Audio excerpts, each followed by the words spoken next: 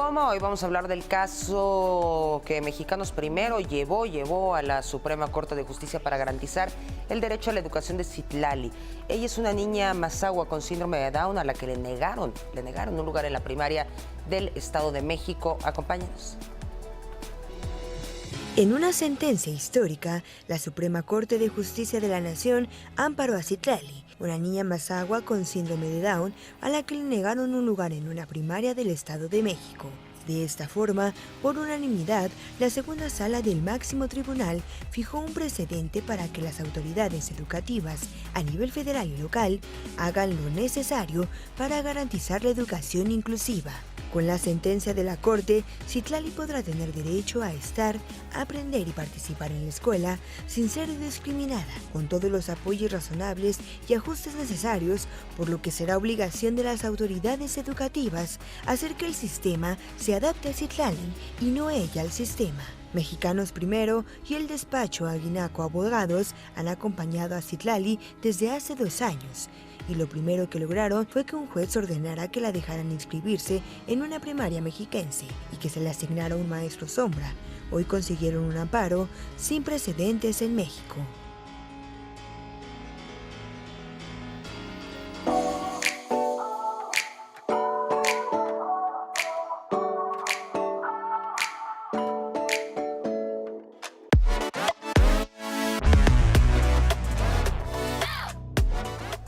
Bienvenidos a Punto y Coma, soy Fabiola Guarneros y me da muchísimo gusto que nos acompañen este día con este tema de verdad que tiene que ver con un derecho constitucional que es la educación.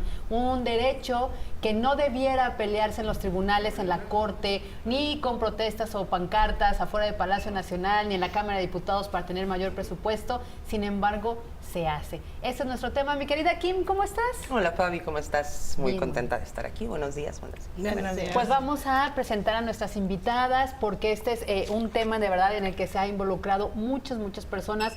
En primer lugar les quiero presentar, un orgullo tenerla aquí, Katia de Artigues. Bienvenida. Hola, muchas gracias. Gracias Encantada. por estar con Gracias por nosotros, estar aquí. darnos de tu tiempo. Siempre andas de aquí para allá, columnista, periodista, bueno, ahora activista con este tema. También. Incluso yendo a Palacio Nacional a pelear estos derechos. Bienvenida. Sí, hace un año, Hace justo, por el presupuesto. Exactamente, y ya pasó un año y Ya seguimos en las pasó un mismas. año, ¿no? sí. Vamos a presentar también a Sandra Creixel, ella es directora de Estudios Jurídicos de Mexicanos Primero. Bienvenida, Sandra. Gracias, buenos días. Buenos días. Llevaste tú el caso, ahorita nos vas a platicar a fondo los detalles del caso en la Corte. Y Luz Romano también de Mexicanos Primero y también como testimonio de pues todas estas madres que siempre estamos muy preocupados porque la educación sea inclusiva. Bienvenida, Luz. Gracias, buenos días.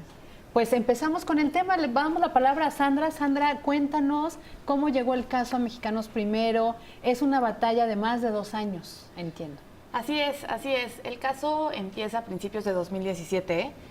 La familia de Citlali y sus papás, Jaime y Juana, la intentan inscribir en la primaria de su comunidad, la primaria que está a 5 minutos de su casa caminando, la primaria a la que van sus hermanos, sus primos, los sobrinos, toda la familia ahí de la comunidad. Y en la primaria le dicen, no te la podemos aceptar. Y un poco, y lo que hemos dicho, no es que no quieran, es que no tienen cómo. No tienen ni las herramientas, ni la infraestructura, ni la formación, ni la capacitación, ni los materiales. No hay cómo. Entonces le dicen, si quiere, se la aceptamos como oyente. En ese tema de, pues sí, ahí, como un bultito, casi. Y a Jaime y Juana esto no les pareció. Que a mí se me hace como de los primeros momentos más valiosos de esta historia, porque aún sin saber las reglas de procedencia del juicio de amparo, de que puede llegar a la corte y todo, la injusticia fue tal que dijeron, no, esto como que no nos suena. Y se acercaron a una fundación que trabajaba con la comunidad mazahua de ahí donde viven, y un señor les dijo, definitivamente tienen razón, esta es una injusticia, déjenme los acerco con alguien que les pueda ayudar. Y así llegan a Mexicanos Primero.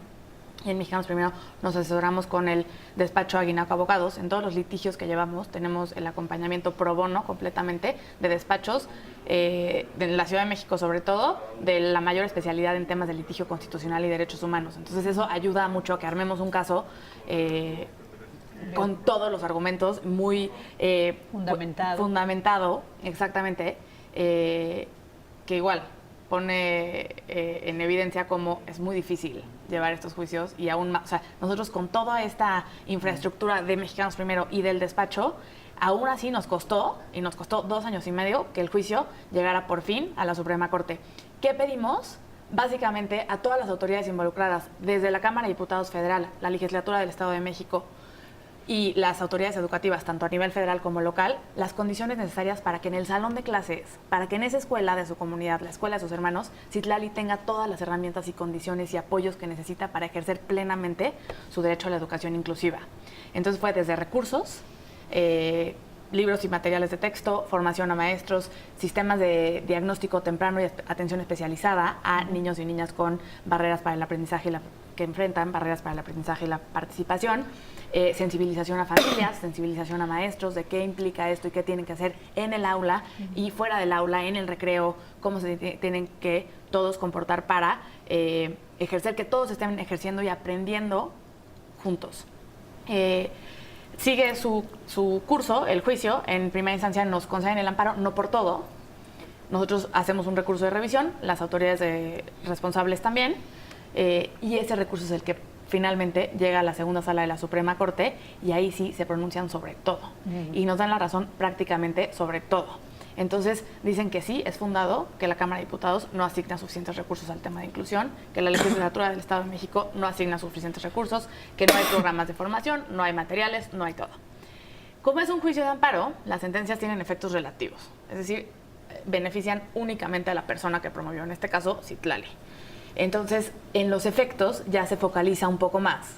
Todo eso que dijimos, wow, nos están dando en todo, ya se hacen un poco más específicos a la escuela de Citlali. Entonces, lo que tienen que hacer ahorita las autoridades, ya que salga de engroso y se notifique y empiece el cumplimiento del amparo, es garantizarle todas las condiciones necesarias a Citlali en esa escuela.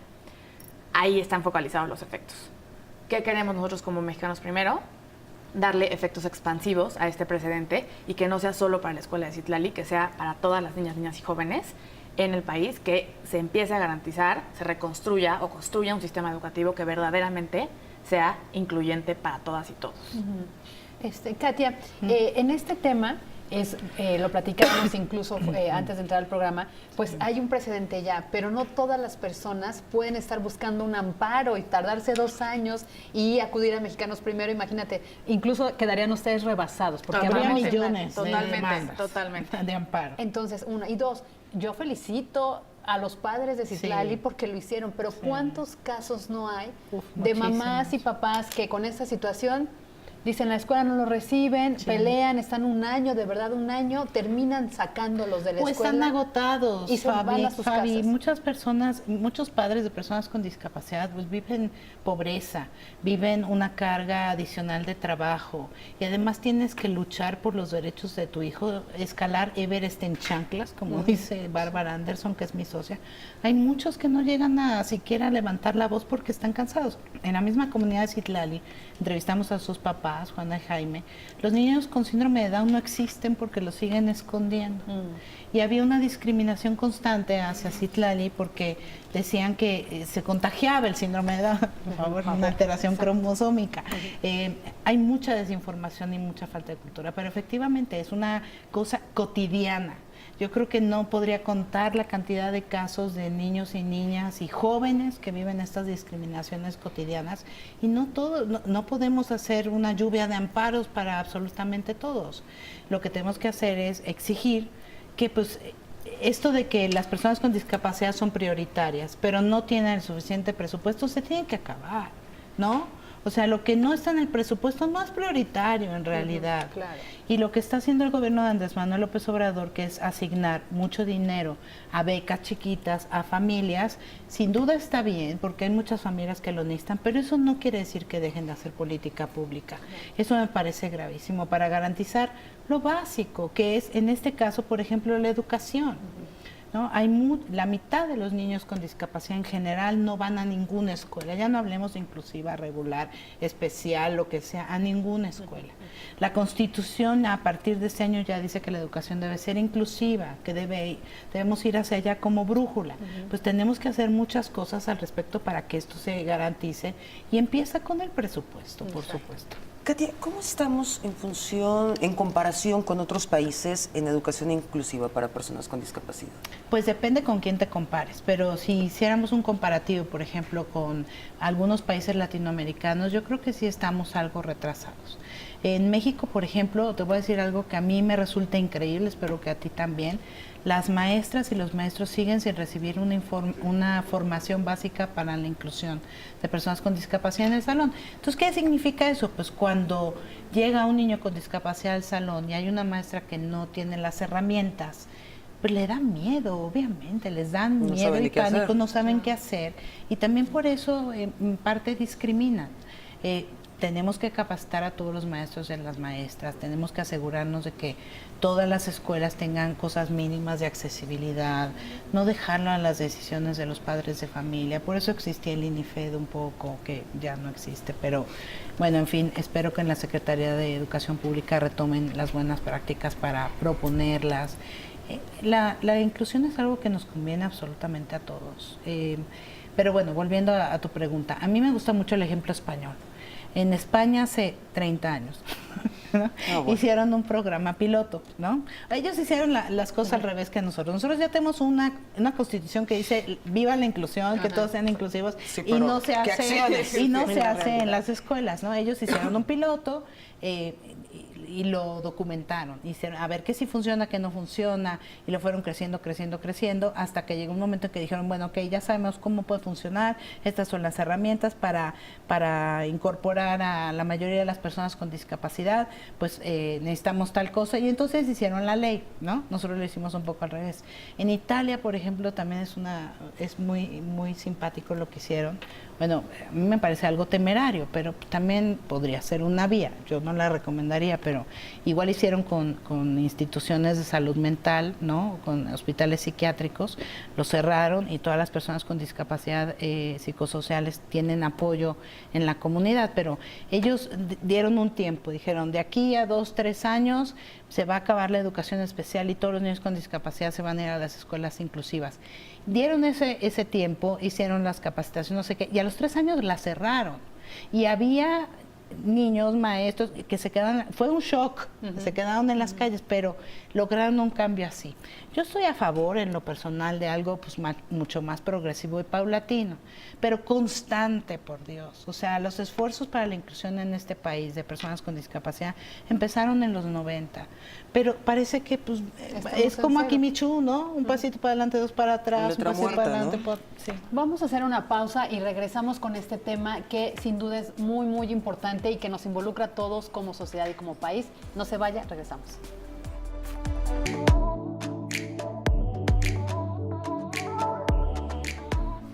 Estamos de vuelta en Punto y Coma con este tema tan importante, que es lo que pasa con la población discapacitada en nuestro país. Traemos este tema a razón del amparo que Citlali ganó para que tenga educación inclusiva. Citlali es una niña con síndrome de Down.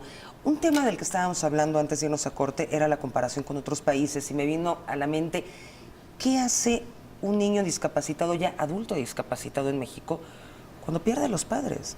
Llega un momento en que los padres van a fallecer. ¿Quién se encarga de estos pequeños? Si hay algún tipo de programa estatal que los tome, ¿qué es lo que pasa?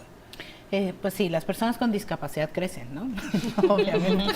¿Qué hace una persona con discapacidad a los 40 años? Bueno, que queda huérfano, idealmente, ¿no? Pues por eso es importante la educación y la formación en la familia, que también forma parte de la educación.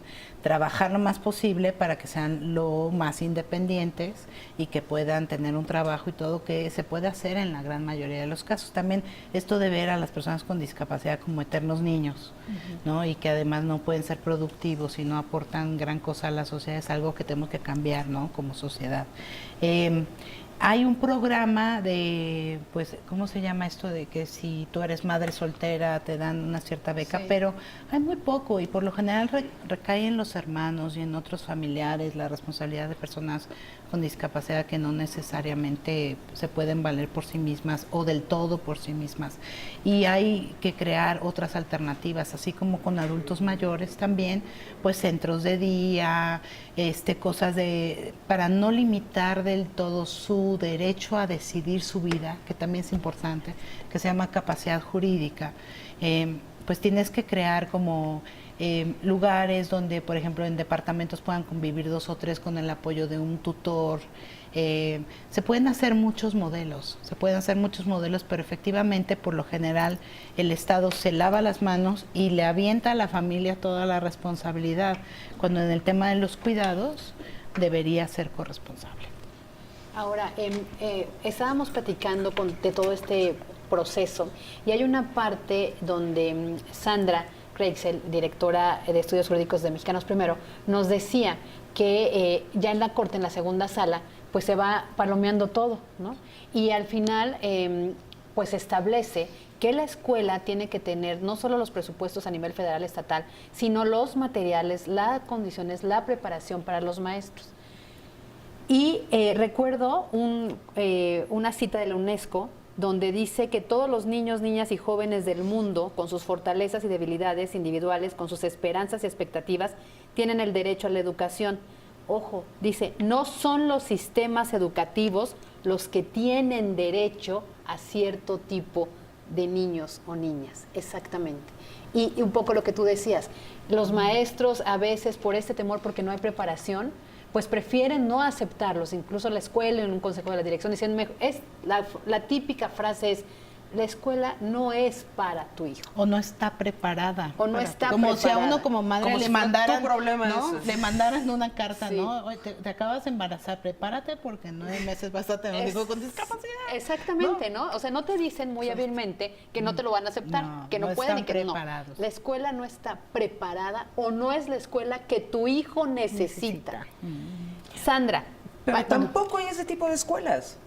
tampoco, porque ahorita las O que sea, te había, quedas sin opción. las que había están mermadas, o sea, las que había acaban de correr a 94 asesores de educación media superior, porque como dice Katia, estos niños crecen. Estamos hablando a lo mejor de los de primaria, pero también había un grupo muy numeroso, 27,000 alumnos en media superior, que tenían estas escuelas, estos centros de educación especial, que hoy no tienen recursos, 94 ya despidieron y 1,200 están en riesgo de que no cobren su siguiente quincena y el aguinaldo. Luego, entonces, la tendencia es a que desaparezcan. Pero el punto es, está esta orden para el caso de Citlali. ¿Cuánto tiempo tardará el sistema en darle las condiciones para esa escuela? Y ya ni siquiera estamos hablando para el resto del país. Para la escuela de Citlali, por ejemplo, ¿cuál es el acompañamiento que sigue? Sí, es una muy buena pregunta, porque además Citlali cuando empezó el juicio estaba en segundo de primaria, ya está en cuarto. Fíjate. Estamos esperando la sentencia. En una de esas, porque los tiempos del Poder Judicial, la verdad es que son muy tardados, hay una carga tremenda, hay muchas causas, hay que arreglar también ese tema, pero no es el tema de hoy. Esperemos que le toque. Exacto, Porque puede si no acabar pasa la la primaria. secundaria, que ya no está ahí, está un poco más lejos. Y esperemos que tengan por lo menos ya el informe de esta nueva sentencia, pero al final la sentencia es para la primaria. Exacto. Entonces, yo espero que la alcance. La sentencia maneja unos tiempos de que hay unas cosas que tienen que hacer de manera inmediata, una vez que se les notifique, y otras que tienen que hacer para el siguiente ciclo escolar. Ajá. Entonces, eso en específico. Pero como sistema nos falta mucho. La reforma al artículo 3º constitucional, que ya establece, aunque sea en papel, el tema de que es inclusiva, debe ser un paso muy importante. La Estrategia Nacional de Educación Inclusiva, que se está por promulgar, tienen hasta más tardar el Ejecutivo Federal a través de la SEP el 11 de noviembre, debe ser otro paso muy importante en avanzar hacia ese sistema que se adapte a todos. Y no sistemas paralelos, no sistemas de educación especial. Entiendo el tema de la gradualidad, 100%, lo compartimos también, pero tener estos sistemas segregados, el de educación especial para personas con discapacidad, el indígena para personas indígenas y el regular para los demás. Y luego te encuentras con Citlali, que es indígena, tiene una discapacidad y además pues es persona, ¿no? Claro. Y es niña y es menor de edad, es mujer, o sea, se empiezan ahí como a acumular todos estos temas y tenemos que tener un sistema en el que la reciban sí o sí, sin importar si viene de acá, o sea, entonces nos falta mucho desde formación, como decía Katia, las licenciaturas de educación no tienen una formación para la inclusión y eso la deben tener todos, independientemente de la materia que des, el grado que des, en qué momento estás. Todos los maestros y todas nuestras maestras tienen que tener esa formación para la inclusión. Esa formación tiene que además ser continua. A lo largo de su trayectoria les tiene que dar cada vez más herramientas para ver qué hacer en el aula con todas las niñas y todos los niños, no solo las personas con discapacidad o las personas indígenas, todas las niñas y niños, ir fortaleciendo para justamente que nos vamos una sociedad inclusiva toda. Y entonces ya no sea una pregunta de qué pasa cuando crecen las personas con discapacidad, porque crecemos todas las personas. Sí. Y entonces todas tenemos ya un camino y evidentemente algunas necesitamos apoyos extras y todo, pero ya no hay esta cuestión de que estás separando porque vamos en el mismo camino juntos. Luz Romano también trabaja en Mexicanos Primero en una labor muy importante que es la difusión, justamente, de todas estas políticas, de todos estos casos que ha tomado Mexicanos Primero en el tema de la educación, pero también es mamá. ¿Y no te asusta cuando oyes que tienes que estar peleando en cada ciclo escolar o peleando en cada nivel escolar? Es decir, vamos con el caso de Citlali, pero pasa con todos. Pasa con los Gabrieles, pasa con los Lucas, pasa con los Alan, pasa con el que quieras. Termina la segundo, tercero, termina la primaria y hay que hacer la misma lucha para secundaria. Y no solamente en eso, Fabiola. Yo tengo un hijo de 12 años que se llama Emilio y tiene autismo no verbal. Y yo he sido una mamá muy precursora y muy impulsadora del tema de la inclusión educativa. ¿Por qué? Porque el derecho de mi hijo, como el de cualquier niño, es ir a la escuela, estar en la escuela y participar en ella. Ese es su derecho constitucional. Sin embargo, no lo puede cumplir. ¿Por qué? Por todo lo que ya platicaron aquí mis compañeras. Pero entonces, ¿qué pasa? Yo decido incluirlo y ser yo la que se adapte o adapte a mi hijo al sistema educativo y al Estado. Y esto implica una serie de baches, una serie de guerras, cuando yo sí quiero hacerlo. Ni siquiera estoy hablando de aquellas pobres madres, porque son más pobres que yo, que no tienen ni siquiera la capacidad para hacerlo. Entonces yo voy y digo, bueno, de mi bolsa yo voy a formar maestros, yo voy a llevar a un acompañante escolar para mi hijo, para que él pueda estar en la escuela, voy a formar a los maestros, voy a sensibilizar a la comunidad educativa, porque también los niños necesitan saber qué es lo que está sucediendo y además eso forma mejores niños en el futuro, mejores ciudadanos. No solamente es por Emilio, o no solamente es por Luca, o no solamente es por Alan, o por Gabriel, es por todos los niños, incluso aquellos que no tienen discapacidad. Entonces hago todo esto y entonces llego a una escuela y me dicen, sí, por supuesto, trae a tu hijo, esta es una escuela inclusiva. Lo llevo y al día siguiente me dicen, híjole, es que, ¿qué crees? Tenemos 3 maestras sombra en el mismo salón y ya no cabe. Claro, lo que pasa es que ellos dijeron autismo, dijeron es súper funcional, no pasa nada, y cuando ven la realidad y ven el reto que es, que ellos tienen que adaptarse a ese reto, entonces dicen, no, esta no es la escuela para tu hijo. Entonces es un ir y venir. Emilio ha estado en 4 escuelas, iba en 6º grado de primaria. Regresó a la escuela en la que estuvo en 4º porque a mí se me ocurrió la maravillosa idea de ejercer mi derecho como madre y a la educación de mi hijo y llevarlo a una escuela pública. Fue el peor desastre, no fue culpa de la escuela, simplemente no tenían las herramientas, no había manera y tampoco querían. Tampoco querían poner más de su tiempo, adaptarse a ciertas necesidades, tener un acompañante en el salón, un adulto. Entonces son muchísimas cosas a las que nosotros nos vamos enfrentando, ¿no? Entonces en el papel se ve hermoso. Yo como madre leo la Constitución y digo, considerar las diversas capacidades y circunstancias y necesidades de cada niño, niña y joven y digo, wow, esto sí es progresivo. Pero cuando volteas a la realidad y cuando volteas a ver las políticas públicas y el cumplimiento de las mismas dentro del salón de clases, te das cuenta que esto no está funcionando. Entonces es muy difícil empatar este papel y esta realidad. Vamos a hacer una pausa, regresamos por supuesto con este muy interesante tema, no le cambie.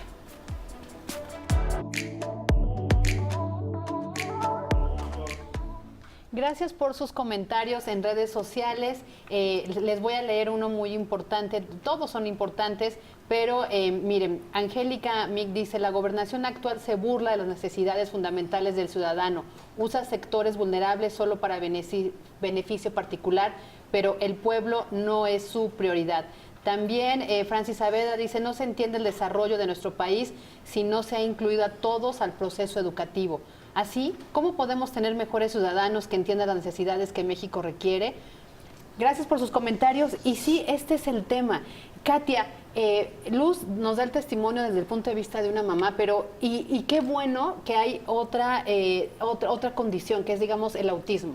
Y estábamos hablando del caso de Citlali con síndrome de Down, pero también hay parálisis cerebral, pero también hay personas con discapacidad visual, con auditiva, motriz, ¿no? Etcétera, etcétera. Entonces, son varios. Y llega un momento en que te cansas de estar peleando con el sistema. Es decir, Luz paga, porque sí, hay incluso muchas organizaciones, instituciones que van a las escuelas. De hecho, hay grupos ya muy grandes, dicen, ok, ya hicimos este caminito, vamos a ir a la escuela, hablamos con los maestros, hacen los programas, muchos los tiene que pagar la propia familia. Pero tú dices, no importa, con tal de que aprendan, porque tienes toda la razón, yo lo he platicado con una maestra, y todas esas técnicas que hay, decimos, y estas les sirven a los demás niños, porque hablarles de frente, darles instrucciones claras, permitirles que jueguen, tener materiales visuales, no solo les sirve a ese niño, la verdad es un beneficio para los demás. Son salones donde los maestros de verdad están muy involucrados, más tolerantes, ¿sabes? Son salones que cobijan. Y eso es muy bonito, claro. Pero hay otras realidades en las que no. Y las mamás y los papás y las familias terminan diciendo estoy agotada y lo sacan. Sí. O por realidad. Protegerlo también, ¿no? Porque sí, dices, por lo van a tratar ellos. mal, lo van a bulear, no lo van a educar, lo van a ignorar. Y también porque la familia por sobreprotegerlo, porque de todas maneras se va a enfrentar eso en la vida. Y tú te vas a morir, ¿no? ¿Sí? Supuestamente. Entonces hay mucha sobreprotección también que la entiendo, o sea, yo la entiendo con el corazón. Tú quisieras que tu hijo nunca se enfrentara a algo así, pero tampoco podemos hacer eso, porque si no los enfrentamos al mundo y no educamos con su presencia a los demás a que convivan con las personas con discapacidad y con cualquier tipo de diversidad, estamos haciéndole un mal a todos. Pero claro que estamos agotadas como familias. Digo, yo soy madre soltera, tú también. ¿No? Hay muchas madres solteras que tienen hijos con discapacidad, porque también los hombres se van, ¿no? Sí. No es mi caso, no es el tuyo, pero hay muchos así. Y también cuando tú tienes un hijo con discapacidad, pues por lo general los costos suben por temas de salud, porque te pones a hacer ese tipo de cosas si puedes. También la discapacidad tiene un componente muy importante de género. ¿Por qué? Porque somos las mamás las que nos dedicamos primordialmente al cuidado, y entonces hay una reducción del ingreso de los hogares porque las mujeres se dedican más tiempo al cuidado y dejan de ser productivas, y luego te tienes que pelear en un momento en que estás precarizada, recibes menos dinero, estás emocionalmente muy cansada porque te agota pensar que lo discriminen, estás agotada, y entonces este es un círculo vicioso que hay que romper de alguna manera.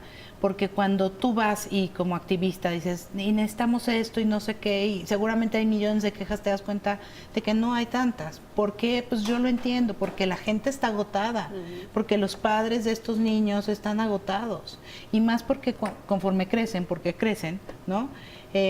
Pues tienes menos energía también, ya cuando están en secundaria, en preparatoria, o pudieran llegar a la universidad, porque claro que pueden ir a la universidad, pues ya estás agotada porque ya eres mayor, ¿no? En fin, hay que romperlo de alguna manera y hay que posicionar la idea de que no se puede ser prioritario si no hay dinero en el presupuesto. El presupuesto para el 2020 planteado ante la Cámara de Diputados es 42 millones menos que este año, por ejemplo. Y es solamente la sexta parte de lo que se ejerció en el 2013. Se ha venido reduciendo a la mínima expresión, y esto no se puede hacer sin dinero para capacitación, para infraestructuras accesibles, para sensibilización. Simplemente no se puede. Porque además estamos hablando de un tema que tiene que ver con este compromiso constitucional de la propia Secretaría. Es decir, ¿quién está preparando a los maestros en este tema? Un padre lo puede hacer, pero para cumplir la ley de educación inclusiva, pues necesitamos que desde la normal superior, desde la normal, haya una pedagogía, haya el acompañamiento. Hay unas escuelas que tienen en el estado, se llama USAER, y en la Ciudad de México, UDEI, ¿no? Entonces, pues que se prepare estas maestras, que vayan en acompañamiento, que trabajen, es decir, Sandra, creo que todavía es un trabajo muy grande. Mexicanos Primero está en pláticas con la SEP, les han cerrado las puertas, les han abierto, es uno de los temas de la agenda de Mexicanos Primero. es uno de nuestros temas, yo diría, yo creo, el más importante, el tema de la inclusión. Me da mucho gusto oír eso. Y el tema de la inclusión, como bien dice Katia, empieza por los recursos. Si no hay recursos, no podemos hacer lo demás. Están las USAER, está la SUDEI en la Ciudad de México, no son suficientes, no se dan abasto. Están bien pensadas como unidades de apoyo a las escuelas regulares, pero no llegan a todas las escuelas y entonces nos encontramos otra vez con escuelas que no son aptas para sus hijos, nuestros hijos, las hijas y hijas de todos, ¿no? El otro tema es que hay una pues falta de reconocimiento de la dimensión del problema, porque no es con parchecitos y no es, o sea, tiene que haber verdaderamente una reconstrucción si vamos a querer cambiar esto y si salirnos de este círculo en el que pues, nos encontramos. Para mí, por ejemplo, el tema de Citlali se me hace, o sea, la semana pasada festejábamos el fallo, pero a la vez yo tenía como la parte triste de decir, espero que les cumplan. O sea, el compromiso con la familia, espero que les cumplan y les cambie algo. Porque para ellos diario es la pregunta, ¿la llevamos o no? Porque aunque ya la aceptaron, al principio del juicio promovimos una suspensión y la suspensión el juez ordenó que de inmediato la inscribieran y le asignaran una maestra sombra. Tienen una maestra sombra en una escuela multigrado. Las escuelas multigrado tienen un maestro cada 2 años. Sí. Entonces hay uno que da primero y segundo, uno que da tercero y cuarto, que hace las veces de director, y uno que da quinto y sexto. Entonces, llegó una maestra a apoyar a Citlali, pero evidentemente apoyó a todos los demás, Claro. porque esas escuelas también son para todos. Entonces no le da la atención, según los papás de Citlali, y yo estoy completamente convencida de que así es, que requiere para ir fortaleciéndose. Sí han visto un avance, pero no un avance también impactante, ¿no? Porque diario tienen que ellos también llegar a decir, oye, pero le dejaron sus tareas, trabajaron con ella, ¿en qué avanzó, qué no avanzó? Hay días que yo creo que nadie le pone atención a Citlali. Hay una reja que no está bien arreglada, entonces se puede escapar Citlali. Sus compañeras y compañeros no están sensibilizados, entonces hay un tema de bullying bárbaro. Entonces hay días que ella no quiere ir a la escuela porque sus amigas le gritan cosas feas.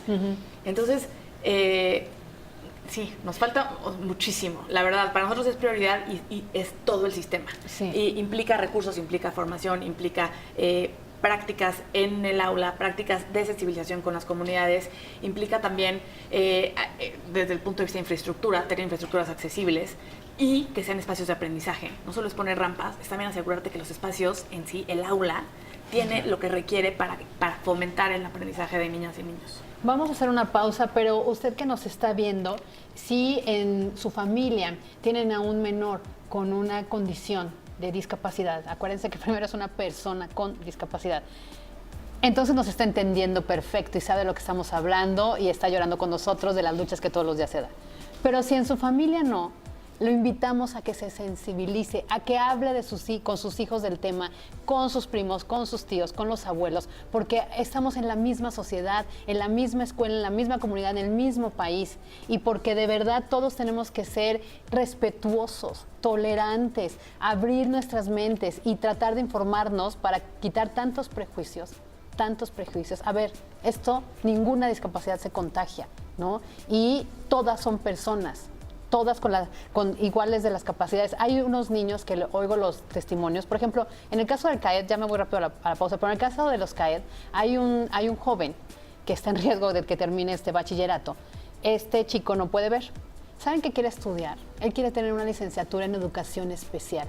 Por supuesto que tiene todo el derecho, porque él ha vivido todas esas barreras. Y yo quiero que él sea un profesor de educación especial para que le pueda dar clases a mi hijo Gabriel y al chiquito Alan y al que viene, ¿saben?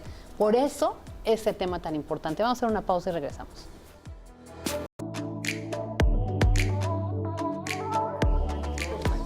Estamos de vuelta en Punto y Coma y en este bloque vamos a hablar acerca de los presupuestos que hay en las escuelas, los presupuestos que se están integrando. Nos estabas comentando en el corte, cuéntanos.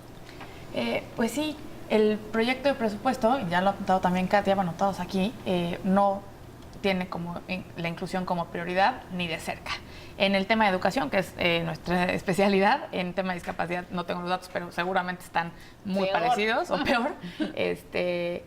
Las normales, justamente donde se deben de formar a los maestros, tienen el menor presupuesto en las últimas 2 décadas, el menor presupuesto. Para formación continua, esta que se da, ya salen de las normales y durante su práctica, formación continua que les prometió el presidente, que es la bandera, ahora redignificar o revalorizar a los maestros, es la bandera que ha utilizado el presidente, están contemplados 159 pesos por maestro por año en formación continua. Con ese tipo de presupuestos no hay forma de que avancemos, bueno, no movamos ni tantito la aguja, ¿no? Sí. Es quedarnos un poco igual. Hay rebajas también en becas para personas con discapacidad, en becas en contextos marginados, y suben las becas de media superior y superior. Coincidentemente, como decimos, los que votan, ¿no? Porque les bajan a los contextos más marginados y a las personas menores de edad, pero a los otros les suben. En infraestructura también recortes, desaparición del INIFED, que era el que se estaba asegurando que hubiera escuelas accesibles en todo el país a nivel nacional. Entonces, sí, no vemos nosotros una voluntad política reflejada en el presupuesto que encumbre esta prioridad de la inclusión en la educación y para personas con discapacidad en general. Luz, ¿tú querías abordar eso también? Sí, o sea, imagínate con 159 pesos, ¿qué puede hacer un maestro que ya es maestro, que ya está en el aula y que además tiene que prepararse para adaptarse a las necesidades del otro, ¿no? En este caso de los estudiantes. El preparar a un maestro para dar clase a un niño con discapacidad implica más que el entendimiento de la discapacidad. Implica saber cómo aprende ese niño. Ese niño aprende con imágenes, por ejemplo, o aprende con lenguaje verbal, o aprende con un maestro al frente, o aprende con un maestro mano a mano. Entonces, esta parte es bien complicada, porque ¿cómo formas tú a un maestro con 159 pesos por año para que aprenda todo esto, para que aprenda a adaptarle materiales a un niño? Por ejemplo, en mi caso, mi hijo aprende a través de imágenes. Entonces, para que él pueda saber que 2 más 2 son 4, necesita 2 piezas en imagen que las comprenda, y un signo de más y otras 2 piezas, un igual y un 4. Y ese sí se dice fácil, pero ese material, ¿quién lo adapta? ¿Quién entiende esa necesidad para poder hacerlo? Entonces, las necesidades van mucho más allá de decir, bueno, sí, ahora vamos a ser sensibles y ahora vamos a terminar igual tolerando niños en las escuelas. Porque a mi sentir como madre y bueno, como algo conocedora de la educación en este país, es que los niños con necesidades especiales, y no solamente eso, bueno, no, con discapacidad, y los niños que tienen también, que son indígenas o que tienen una lengua distinta, pues también se van a enfrentar a todo eso, porque el maestro al frente de grupo no sabe qué es lo que está haciendo y no va a recibir la formación para poder hacerlo. Entonces volvemos otra vez a quedar en lo mismo. La Constitución muy bien, estamos todos muy orgullosos de que se abra cada vez más, pero a la hora de aterrizarlo otra vez en las escuelas, volvemos a quedar igual o peor. Nos quedamos en las buenas intenciones, ¿no, Katia? Sí, porque además no basta con que acepten a los niños en las escuelas y digan, pasen ahí, tengan ahí a una Kimberly en la esquina jugando con plastilina. Tienes que tener todas estas adecuaciones para que aprendan. Sí. Y sí, yo desgraciadamente veo a este gobierno muy clavado en el discurso de tenemos el presupuesto más grande destinado en la historia para personas con discapacidad, que es cierto, destinado 1 a 1 a las becas de personas con discapacidad, pero de nuevo son estas políticas públicas, el derecho a la educación, a la salud, pues, oye, a la accesibilidad, sí, Fabi, sí. Hay muchas personas que no pueden salir de sus casas porque no estamos en un mundo accesible. O sea, ya no digas trabajo, al cine, pues, ¿no? O sea, al derecho al ocio, ¿no? No se está viendo, aunque hay esfuerzos, ¿no? Aislados. Por ejemplo, cultura está haciendo cosas interesantes, etcétera. Pero lo básico, que es salud, educación, que es transformador, ¿no? Que puede ayudar a muchas personas a tener nuevos horizontes, a salir de la pobreza, a encontrar un trabajo. La Organización Mundial de la Salud calcula que si todas las personas con discapacidad pudieran trabajar, los que pueden trabajar, que son la mayoría, el PIB de cualquier país crecería de 6 a 8%. Claro que hay que invertirle también para que se haga eso, pero es un tema de justicia social que no se está viendo. Y yo creo que también de voluntad, porque digamos que, como tú lo dices, desde hace años, desde los 90 está el tema muy fuerte, se ha discutido mucho, se han instalado miles de mesas, hay diferentes grupos que representan a las personas con discapacidad. De verdad, si tú buscas, encuentras muchos voceros, muchos grupos que han hecho cosas, que se han cansado de luchar, que fueron pioneros, que ya están cansados. Llegan otras familias, otras personas y vuelven a renovar el tema y nos vamos a cansar y entonces vendrán otros y así. Es decir, no es una lucha exclusiva de nadie. Hay muchos ya que han estado atrás. El punto es, ¿por qué no nos oyen? ¿Por qué no los oyen? Por ejemplo, preguntaban en las redes sociales, ¿y qué se propone para hacer? Por ejemplo, Vida Independiente tiene un montón de propuestas y hasta cartera de trabajo y qué hacer y qué vender y qué todo para hacer. Los institutos Domos, Iluminemos de Azul, estrategias, programa, han logrado que un cine tenga funciones inclusivas cada que hay un estreno infantil. Y hasta ha sensibilizado a obras de teatro para que se tome con este tema, bajan la luz, el módulo. Parálisis cerebral, síndrome de Down, todas han hecho cosas. Bueno, los que los débiles visuales o los que no pueden ver, escuelas especiales, trabajos, la comunidad sorda, en fin, hay muchas experiencias, pero también nos enfrentamos en este gobierno en particular a toda esta cosa de que lo que viene de las ACE es fuchihuácala. Exacto, ¿no? No, y pues no era la agenda de... Yo estoy muy confundida. ¿No era la agenda de este gobierno, las ACES y esto? Sí. ¿Y entonces ahora? Pues no sé, y era el tema de la población vulnerable, primero ellos, pero el tema no solo es eso, es educación y salud. El tema del CISAME, también lo discutimos, se publicó, le quitaron el presupuesto a este centro también de salud mental. Entonces, es todo, o sea, de verdad, yo no sé si con esa beca que les está dando a algunos, porque no a todos, va a poder ser. Ustedes tienen las cuentas de cuánto cuesta la medicina, las terapias, el llevarlos, porque efectivamente no solo tienen problemas colaterales de salud incluso, ¿no? El dentista, ¿no? O sea, es muchas cosas que están ahí, ¿no? Sí. Y también decir que no es un tema de tampoco atacar a los maestros de las aulas, no, al ni contrario. a los maestros de educación especial tampoco. No. Necesitamos cada vez más maestros especializados que ya sea que atiendan a personas con discapacidad en escuelas especiales, ya más siempre habrá un porcentaje, pero también para que ayuden a impulsar la educación inclusiva. Sí. No, aquí esto es algo en lo que todos nos tendríamos que sumar, porque es un trabajo tan monumental, tan enorme, que no lo vamos a ver en generaciones si nos apuramos. Exacto. Vamos a hacer otra pausa, regresamos a la recta final de Punto y Coma.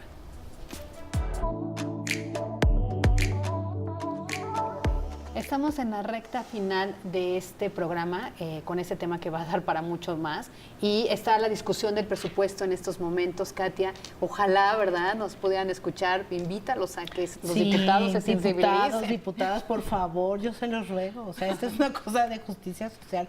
Por lo menos lo que teníamos hace unos 4 o 5 años, ¿no?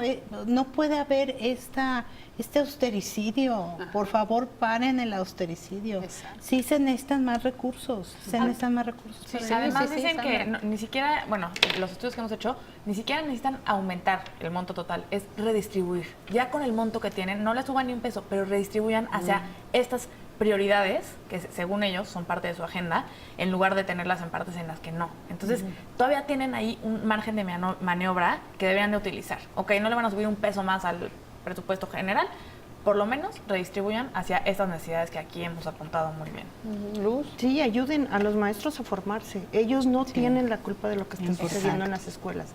Ellos hacen su mejor esfuerzo, pero también se ven limitados. O sea, también debemos nosotros entender que si ellos tienen un grave desconocimiento de lo que está sucediendo en su aula con un niño con discapacidad o una niña con discapacidad o una niña indígena o un niño indígena, no hay manera de que puedan resolverlo. Claro. En la medida en la que nosotros busquemos mejor formación para los maestros que están ya en el aula y los que vienen, yo creo que vamos a dar un paso adelante. Sí, y yo también me sumo a este llamado de luz, es decir, por favor, apoyemos a este tema educativo y apoyemos el tema presupuestal para estos maestros, porque de verdad, y aquí sí quiero hacer un reconocimiento, hay maestros en las aulas que dan su mayor esfuerzo, sí dan su tiempo, hay no todos, y como lo dijeron ellos, no porque no quieran, porque hay miedo, porque hay desconocimiento, porque no saben, porque no tienen las herramientas.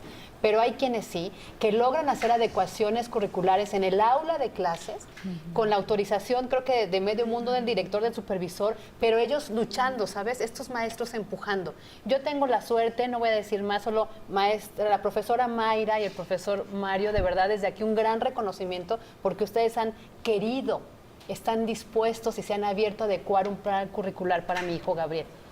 Pero es este primero y segundo año. Ojalá en tercero y ojalá en cuarto y ojalá los preparen y no se queden en un esfuerzo individual, ¿no? Creo, ¿no? Sí, claro, Katia. eso es súper importante. Sí, yo me uno al reconocimiento a los maestros y maestras. Sí. Son esenciales. También a los maestros de educación especial, que necesitamos más Sí. y formar muchos más para que además puedan dar todos los elementos para que todos conozcan. Son básicos. Sí. Tú también. Y bueno, también Katy. el tema de que, como lo estaba comentando Katia, es un tema de justicia social, no es un favor, y qué lamentable que en nuestro país seguimos creyendo que todos los temas de justicia social son un favor, a ver si el gobierno en turno tiene ganas, a ver si las cámaras tienen ganas, cuando es nuestra obligación, y habla del desarrollo patético que tiene este país. Exactamente, ¿no? Pues entonces ahí está, todavía estamos en semanas cruciales en la discusión del presupuesto de egresos. Pues ahí está el tema, ¿no? Ahí está el tema y podemos seguir insistiendo. A ver, repítenos, ¿cuánto es el dinero, Luz? 159 pesos por maestro para su formación continua. Pero ni en un para año. las copias, ¿no? Ni para las Ni para las No, copias de un no, libro. No. Este gobierno, en lo poco que lleva, ya tiene una gran, pero gran deuda precisamente con nuestras maestras y maestros. Entonces, que les cumpla, la verdad. Y porque estamos hablando de escuelas que, si bien en las particulares también hace mucha falta, pues está dirigido, los enfoques es a las escuelas públicas, donde hay mucho más carencias y los padres tampoco tienen para estar pagando todo el material didáctico que se requiere, ¿no? Y también puedo lanzar un mensaje a los papás Sí, y sí, mamás. sí. Pues miren, yo sé que es difícil, pero no se descorazonen, hay que quejarnos más. Hay que promover denuncias. O sea, no todos llegarán a la Suprema Corte como Citlali, pero hay que promover denuncias, levantar la voz, aunque nos cansemos, aunque yo sé que están agotados, porque si no tampoco nos visibilizamos. Exacto. Pues muchísimas Oye, gracias. yo también tenemos una sección que se llama Te va a servir. Ahí tenemos infografías muy claras de cómo presentar una denuncia, cómo buscar varios derechos, ¿no? Sí. Los invito, yo también .mx. Sí, muchísimas gracias, Katia de Gracias. Artigues, muchísimas gracias, Sandra Kreisel, Luz Romano, mi querida Gracias, Kim, Luz. y de verdad Gracias, sigan, gracias. @yo también, por favor, este es un esfuerzo de Katia con Bárbara Anderson, pero la verdad nos ayuda a todos, nos da tips, todo esto. Muchísimas gracias, chicas. Quédense en la programación de Excelsior Televisión con Martín Espinosa.